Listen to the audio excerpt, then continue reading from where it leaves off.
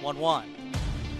Breaking ball cracked high in the air, deep center field. Owosu Asiadu back, looking up, goodbye! A bolt of lightning just struck that baseball and sent it a long way.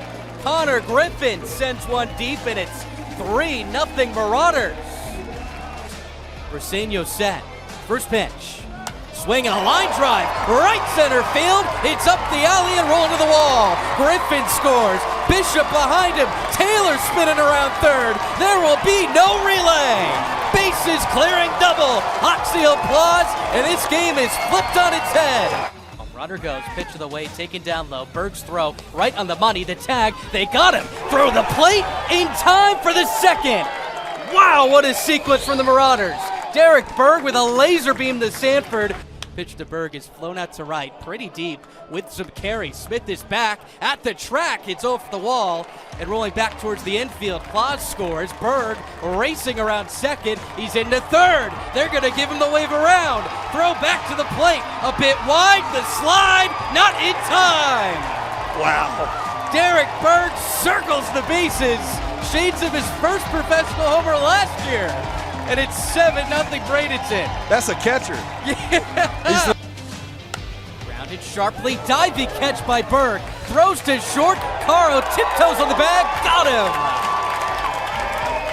Some flashy defense strands the tying run in scoring position, and we head to the bottom of the eighth. Swing, and this one shot high in the air to deep left field. Madron's back. Track. Wall. It's gone. Elevate and celebrate! KG's got his first professional homer, and it gives the Marauders a 7-5 lead here in the bottom of the eighth inning. Welcome back to the Bradenton Marauders pregame show. Max Tanzer here, and we are joined alongside yesterday's home run hero. That was Tony Blanco Jr., top 30 prospect of the Pirate system.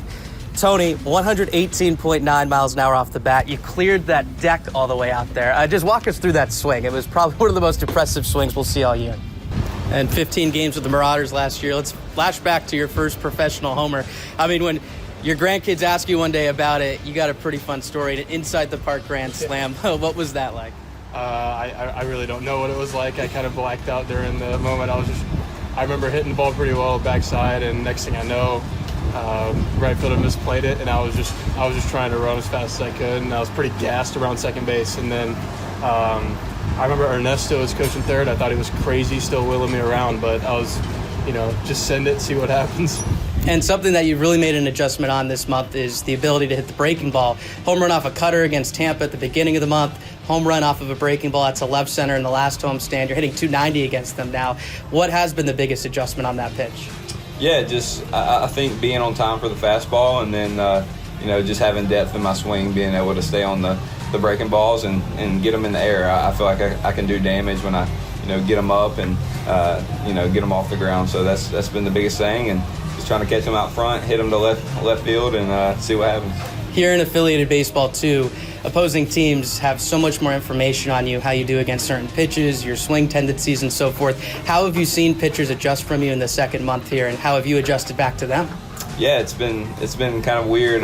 They started off, throwing a lot of breaking balls, and once I adjusted to that, they're trying to come inside on me now with heaters, and it's just every week is something new. It's something I have to adjust to, and but overall, just try to stay the same hitter that I always am, and just try to be on time and do damage.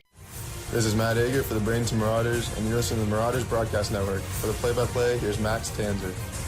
Matt Ager is on the bump tonight as he begins the bottom of the second inning. No score here between the Cardinals and the Marauders. Second game of this 6-game set. Christian Martin, a left-handed hitter, leads it off against the righty Ager. Here's his first pitch.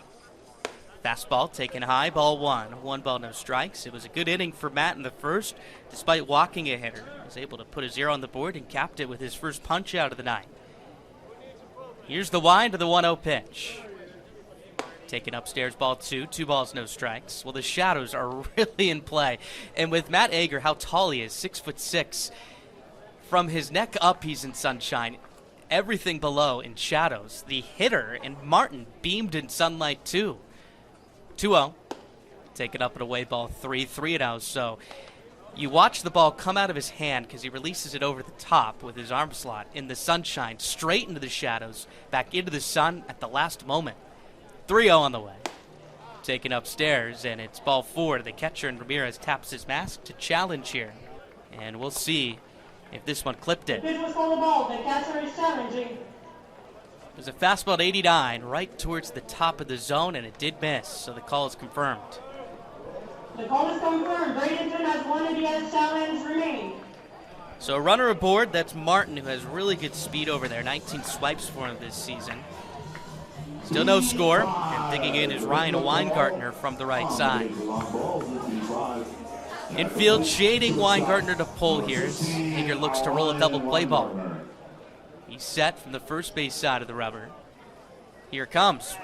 Runner goes, pitch is swung on a tap softly to short. De Los Santos charges, check to second, sends it to first, and it's in time for out number 1. Weingartner retired, 6-3 putout. On the play, Martin, who was off to the races, is in the second base.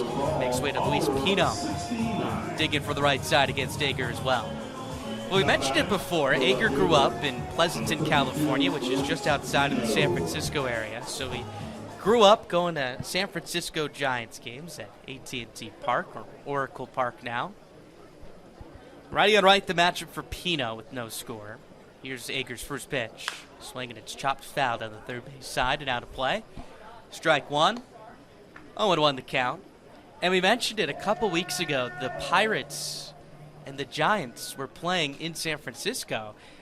And I joked almost, I wonder who the Agers are rooting for, because he's told us that his family, a lot of them grew up in Pennsylvania. His grandmother, he said, is the biggest Pirates fan in the world. She watches every spring training game. So who do you root for when they're in San Francisco? And then Matt pulled me aside a couple days later and showed me a picture. His parents were at the game wearing Pirates gear. It was great. Here's the 0-1. Take it up and in. Count is even at a ball and a strike. A changeup missed. And it's got to be so cool for the Ager family, who's always had those roots in Pennsylvania, even moving all the way to the West Coast, that you can now regrow that fandom and passion and connection to the Pirates organization. Ager set the 1-1. Fastball taken upstairs, ball 2. 2 balls and a strike. And then last week, Ager's start on Wednesday also fell upon when the Pirates and Giants were matching up at PNC Park. I mean, every time those two teams face, Matt's going to be on the mound, I guess. He's ready. 2-1. Swinging, it's torched foul, hooking into the construction area. Bangs off a metal pole. Bullseye. Count is even up at 2 balls and 2 strikes. Here with 1 down. Again, Martin at second, who walked and advanced on the ground out. Cardinals threatening to jump on the board for the first time tonight. Still scoreless in the bottom of the second inning. Pino hitting a $196. This is his 88th game of the year. Matt now steps off and uses his first disengagement. Wonder if Matt was pitching in October of 2014 when the Giants and Pirates faced off in the NL wildcard game. Although it's very cold. Oh, he was in California, actually, so probably good weather. 2-2. Swinging, it's flown to the air out to deep left center field. Suero is back, trotting to the track, leaps up and makes the catch for out number 2. Martin tags from second, races into third. He's in there with a slide as the throw is a little bit wide up the left field line. So Pino gave that one a ride out to left field. But Suero able to run it down, a little bunny hop leap right at the base of the track. Martin 90 feet away. Yordaline Pena will step to the plate now, another right-handed hitter. So we still have no score in the bottom of the second inning, game 2 of the 6-game set. So far tonight, Matt looking a lot like the Matt Ager we saw in his previous 8 starts before last week's difficult outing. Infield back with 2 away, shading Pena to the pull side. Ager's first pitch.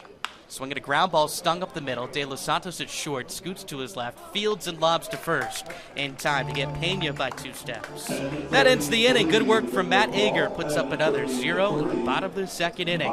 We head to the top of the third. No score here on the Marauders Broadcast Network.